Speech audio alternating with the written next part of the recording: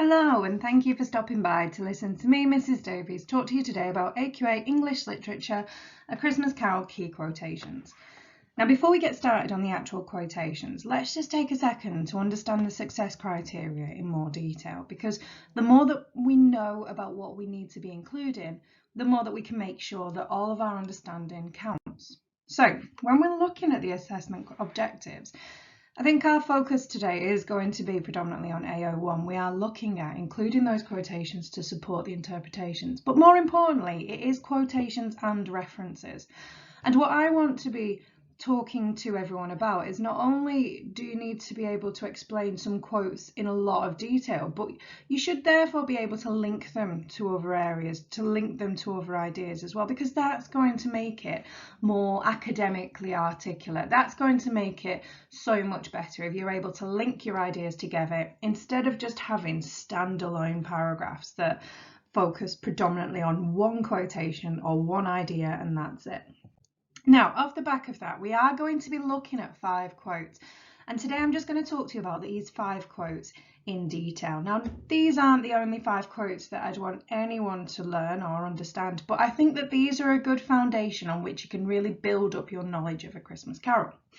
By knowing and understanding these 5 quotes, you'll therefore be able to link them to other ideas or concept points within the novella in order to really draw out as much as possible from your understanding. So let's take a look at our first quotation, solitary as an oyster, in a bit more detail. Now, solitary as an oyster, we know, is a simile, but for us, for any teacher, it's more about what you're able to say and the conscious crafting of the writer, as opposed to just being able to tell me that it is a language device. So let's have a look at it in a bit more detail. Well, first of all, we know it's Scrooge's characterization. It's his portrayal at the start as being quite bitter, quite mean, and someone who's purposely choosing to isolate himself from others around him.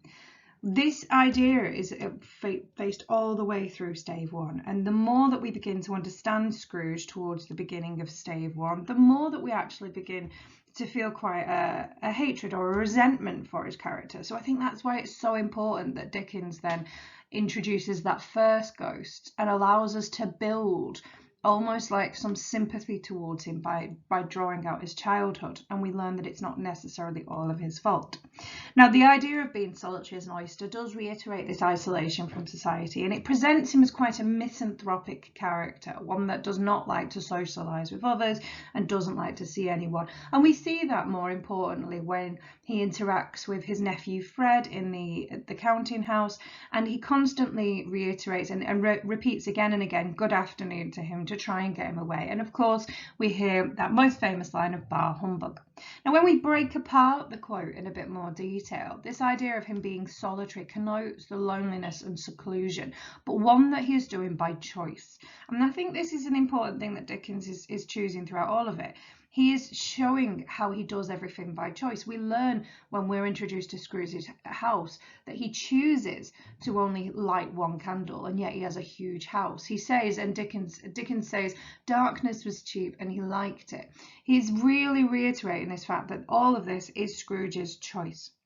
And then we look at an oyster and we begin to understand that there's this hard exterior, but there is a potential for beauty. And that seems to be something that runs throughout this first half as well, this idea of a potential for redemption. You know, Scrooge is described as hard and sharp as flint.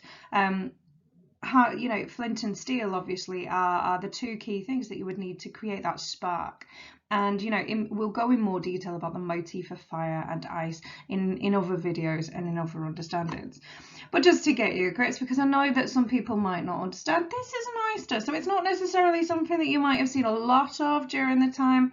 So it adds this air of understanding to it, but we do of course know that oysters have those pearls in the middle of them.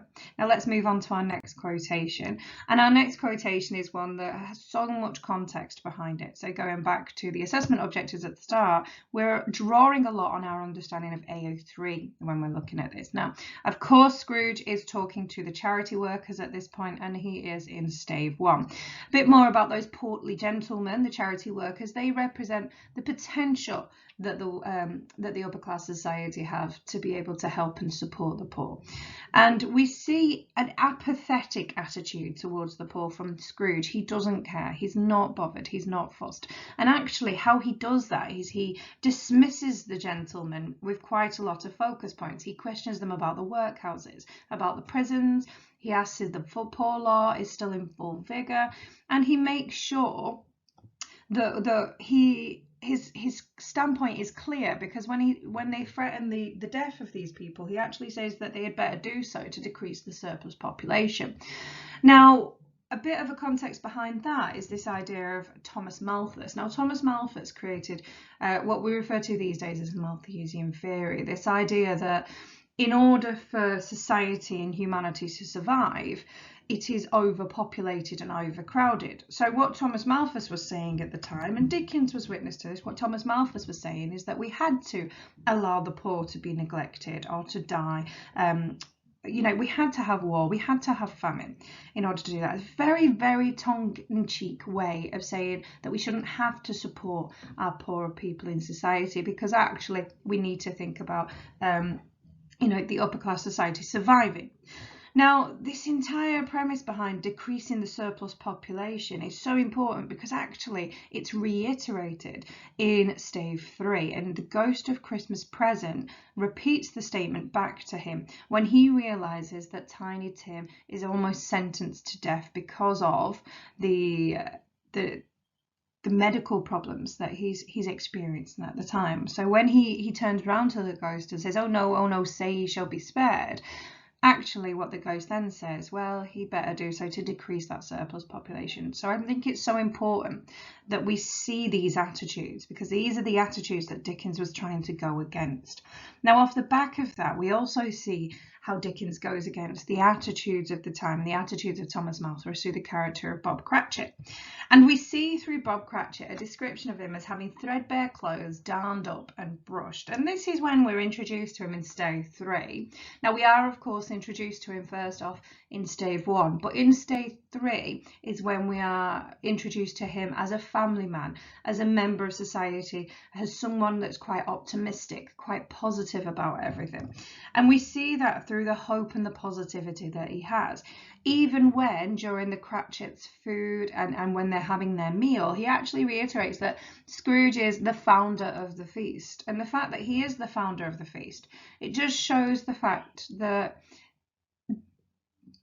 he has a lot of respect for him. Cratchit still has a lot of respect, despite obviously Mrs. Cratchit's beliefs and ideas on it.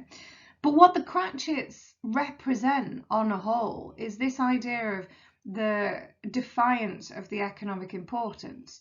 The Cratchits show that you don't have to have money to be happy, that there isn't a commodification of happiness, that actually every single person has the opportunity to be happy. And I think that's the message that Dickens is trying to constantly get across to us. And that leads me quite nicely on to the introduction of ignorance and want. Now, ignorance and want are the children that are introduced in stave 3. A bit of a complete contrast to the overall atmosphere behind the Ghost of Christmas Present when the Ghost of Christmas Present comes in, because the two children represent Dickens's overall intentions for society to change. Ignorance and want are obviously the ideas and the understanding that people are not truly seeing the world as it is. And one of the ways that we can look at that in more detail is by looking at the Booth maps, where we see that London at the time particularly was somewhere where the rich didn't necessarily have to see the poor because of the slums or the way that it was structured and the architecture behind it. You see it quite a lot in other texts like Jekyll and Hyde, and this use of the door for that. So it's this ignorance that's brought with it. And want is the needs of the many and the fact that those are not being met. When we look at their description, those three choices, those three lexical choices, bring so much to the table with them, because we've gotten ragged and this idea of them being neglected and unkept. The concept of them scowling presents them as quite bitter and angry, and wolfish presents them as animalistic and almost inhuman in a way. The fact that they're children in itself brings apart, it really registers this fact that actually they have an innocence behind them. They have a lack of understanding, a lack of ability to help themselves, so to speak, which is why Dickens was saying it's so important for society as a whole to take a standpoint on it. And then finally, let's have a look at that one from Stay 5. Now, if we want to be able to really talk about our characters and our quotations, we have to be able to explain the character arcs and the character developments. And whether you're looking at A Christmas Carol or any other text, your ability to say how a character has changed brings so much to the table in regards to your academic analysis skills. And I think it's so easy for a character like Scrooge to do, because we've got that introduction, of him at the start with the solitary as an oyster, hard and sharp as flint, all of those ideas. And then at the end, we see this complete and utter contrast. Scrooge has been redeemed. And in Stay 5, we see that he is as light as a feather. Now, once again, we know it is a simile, okay? I'm well aware of that fact, but what I want to know is why that simile is so important. And to do that, we need to break it down and look at it in a bit more detail.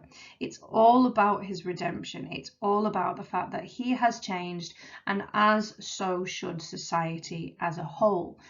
And when we see this and we understand the idea of light, we see a contrast to Marley's chains. If you remember, in Stave 1, Jacob Marley reiterates that these are the chains that he forged in life, and he's wearing the chains around him that are almost binding him to the present world.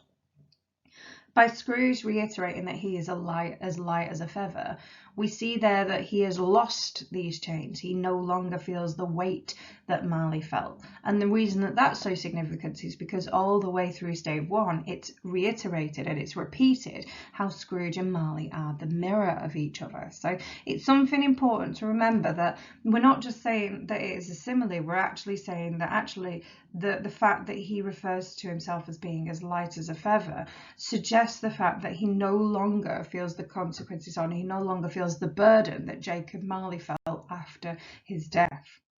So thank you very much. This is just a whistle-stop tour through all 5 of them. I hope that can help you. And like I said, it's all about being able to say a lot about a little and really, really drawing in as much as you can to those key idea points. Thank you very much. Don't forget to like and subscribe.